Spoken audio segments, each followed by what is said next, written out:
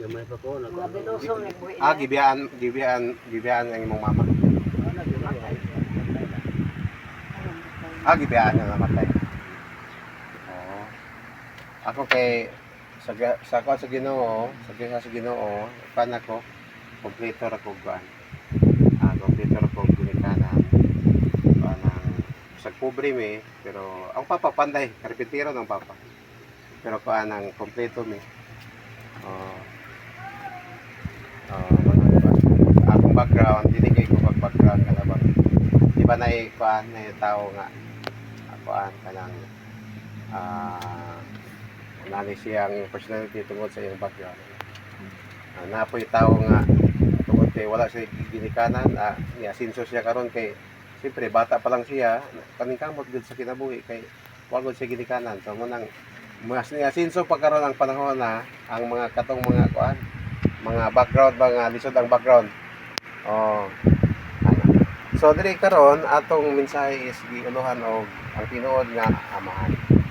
Og moingon ta nga wala tay papa nga pagdako nato ay kabalakay igsoon kay naa tay tinuod nga amahan. Amen? Natuwa sa langit ang atong Steady Dios. lang Amen na ba? daddy. Kung mangita tag amahan nga magpangga ka nato, naa tay amahan nga naa sa langit nga dili ta niya pasagdan o biyaan. Kinangga ta sa Dios. Nagay kanta katong gikanta nato diha, gipangga mo ako. Matod sa pulong mo. Bisan sa kapakyasan gipasaylo mo ako. Okay, so ato ang bersikulo na diri sa unang Korinto 4:14 hangtod sa 17. Okay, so kani siya ang unang Korinto nga libro sa Biblia, kani siya nagsulat ni Pablo.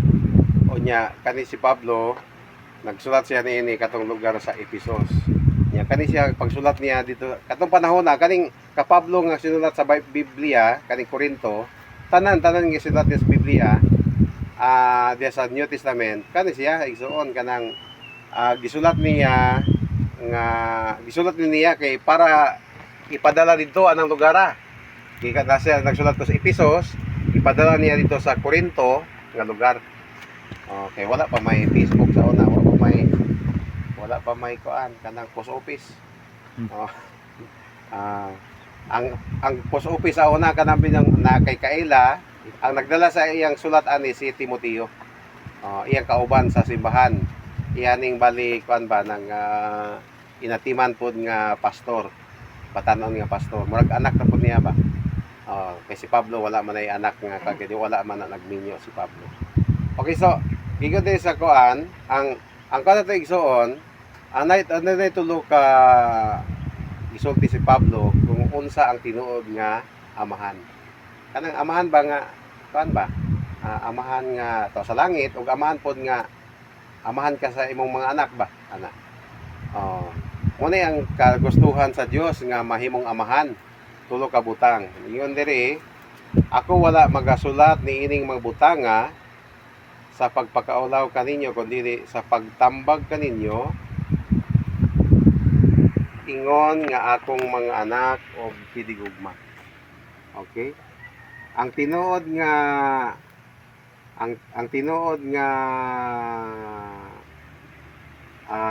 amahan igsoon kuan kanang magpakitambag. Ana ba? Ang kanabang sabay kakuan ni Monaco ana. Si Pablo nagtambag siya, naghatag siya koreksyon nga mo ninyong buhaton mga amahan diya sa Korinto o kung sa karong panahon na mga amahan diya sa Higgop sa Higgop diya sa Caridad Bye City Lady. Kasi Pablo ang iyang paghatag og tambag kini siya kuan ba mura ba siya amahan. Mura siya amahan kay si Pablo lagi wala ni siya nagminyo kay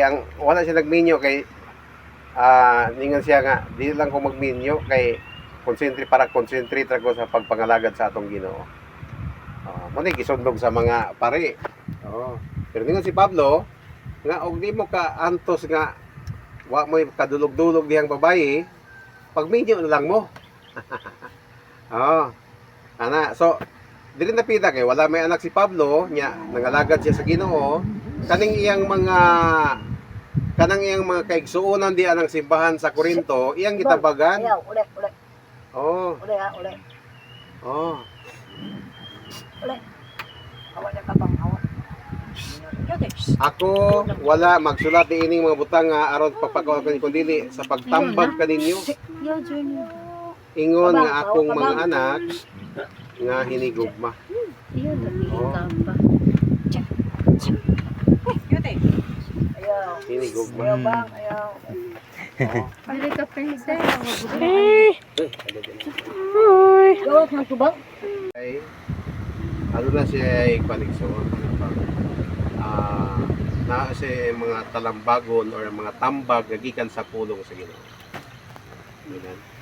Muna ingon ni Pablo, niya si Pablo, ana, kani ako pagsulti ninyo, dili ni pagkuhan, dili ni pagpakaulaw ninyo, kundi ni tambag kaninyo, ingon nga akong mga anak.